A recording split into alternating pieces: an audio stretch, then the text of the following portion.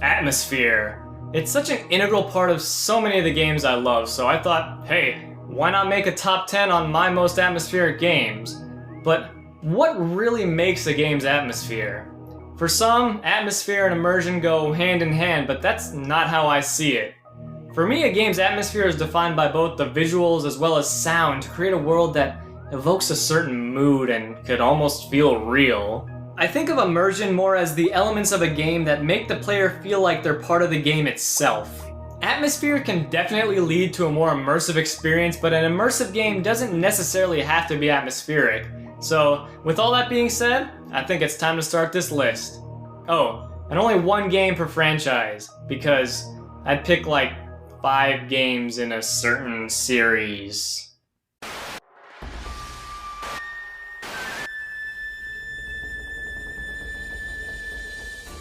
Okay, so this is by far the biggest stretch on the list, but you know what? I don't care. Muramasa definitely isn't the first game people think of when discussing atmospheric games, but with its unbelievable backdrops and art, I just had to put it on here. The barley flowing in the wind, the waves crashing into the beach, the cherry blossoms being blown off the trees. Everything in the game just has that Japanese flair and makes you feel like you're playing through a Japanese painting. It all just makes me feel warm and fuzzy inside. Until I start destroying hordes of enemies. Then, the game is still atmospheric, but with dead bodies everywhere.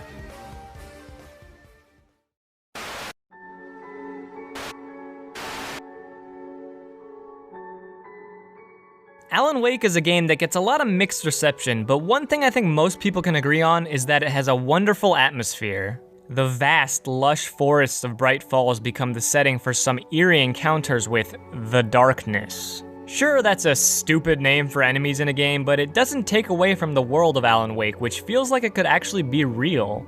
The lighting and music is just the icing on this atmospheric cake.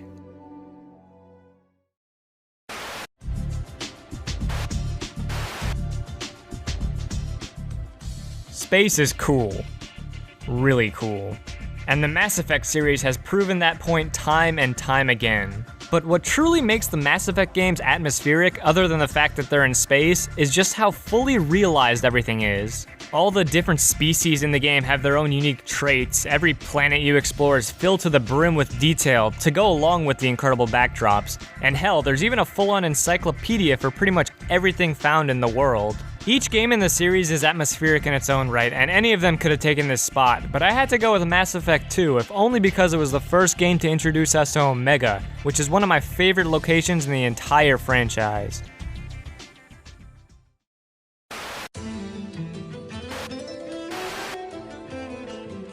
Sometimes, games don't need to be set in a bustling locale or have a lush environment to be atmospheric. Something as barren as a desert can be just as unbelievably atmospheric as anything else, and Journey nails it with its environments to create a world unlike many out there.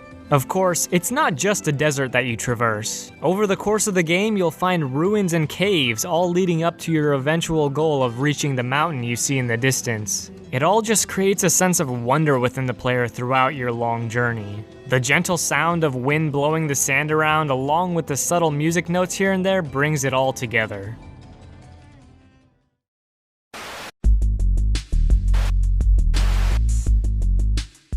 Blade Runner is one of my favorite films of all time, and one of the reasons is because of its incredible atmosphere. In 1997, an adventure game was released based on the movie, and it captures the atmosphere of the film perfectly. Set in a futuristic dystopian version of Los Angeles, Blade Runner makes you feel like this could actually be what the future looks like. From the giant electronic billboards to the huge plumes of fire rising from the industrial areas of LA, the game is rich in detail. Not to mention there are neon signs everywhere, as well as the constant sound of rain falling from the sky. What really adds to the atmosphere for me though is the pre-rendered nature of the game. It's aged very well and adds to the great detail that probably could not have been achieved otherwise.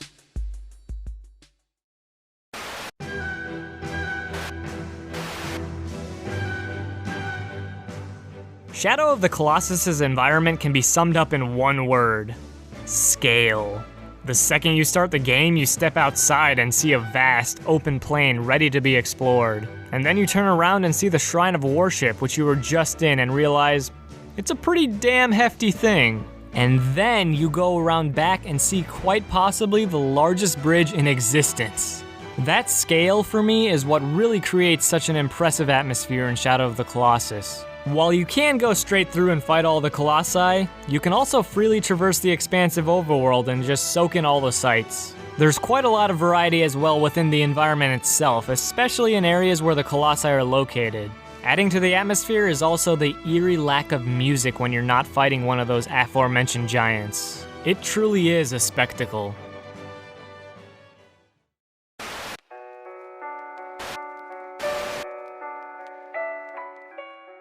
The Swapper is fantastic. It's one of the best games I played from 2013. Part of the reason is because of the super unique puzzle gameplay, but the other part is because of the uncanny sense of desolation and solitude it evokes from its atmosphere.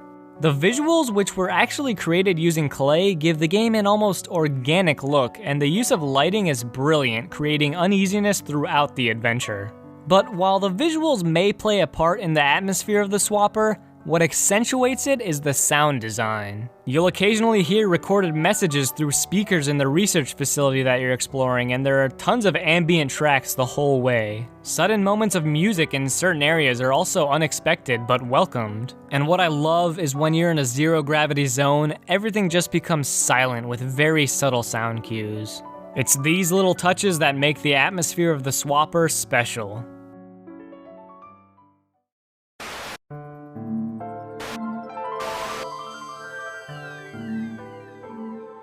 What? Metroid Prime isn't my #1 pick?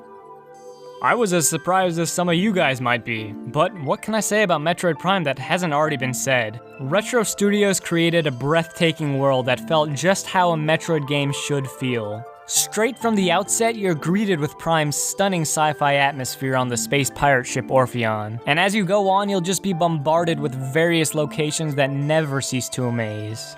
My favorite part of Prime, though, is just all the little details that add to the atmosphere. From how you can see water droplets on your visor, to the reflection of Samus's face, to being able to see Samus change her weapon when using the X-ray visor.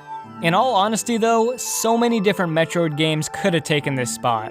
Super Metroid, Fusion, Prime 2 and 3, they could have all been there. Metroid in general has always been about atmosphere, but I just had to go with my favorite game of all time.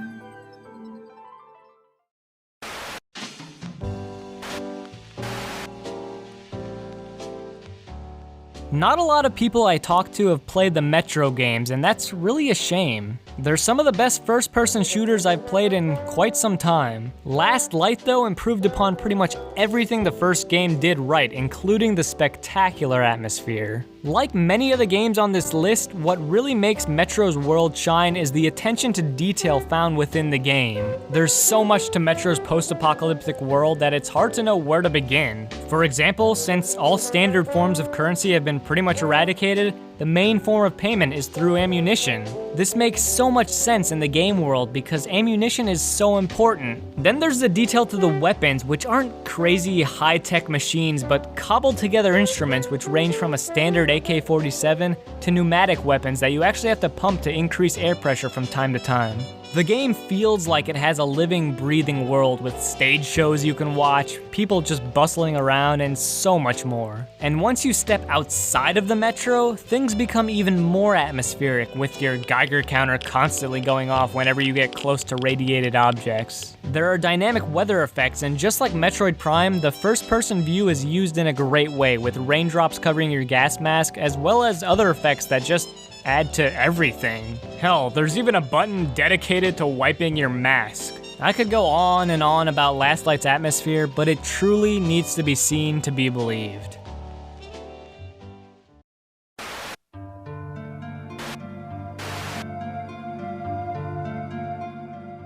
The mansion from the original Resident Evil is one of the most iconic locations in all of gaming. And when I played the re-release of the game on the GameCube a few years ago, I was awestruck.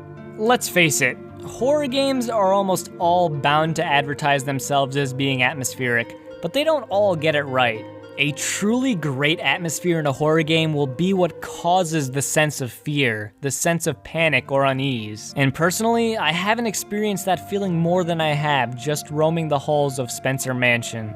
Lots of horror games can go around using cheap jump scares and the like, but what Resident Evil gets right with its atmosphere is what I would love to see more of in modern horror games. I mentioned pre-rendered visuals earlier with Blade Runner, but Resident Evil has some of the best pre-rendered graphics I've ever seen. I'd go as far as to say it looks better than many games from the past generation. The lighting is superb with candles and chandeliers everywhere, not to mention the wonderful lightning flashing through the windows. And while some may think the locked camera perspective is clunky now, it adds a cinematic feel to the game that once again adds to the atmosphere. Plus, the wonderful ambient music and sound effects like creaking floorboards just increase the tension. There really isn't any game I've played that's more atmospheric than the Resident Evil remake. Oh, and it has the scariest fucking spider in all of video games. Nope, I'm out. Well, that was my top 10 atmospheric games, but of course I can't play every game that's out there, and I know others have opinions as well. So I thought I'd bring in SuperSamicom to let us know what his most atmospheric game of all time is. Get it? SuperSamicom? It's like Super Famicom, but his name is Sam, so it's funny, it's Samicom, get it?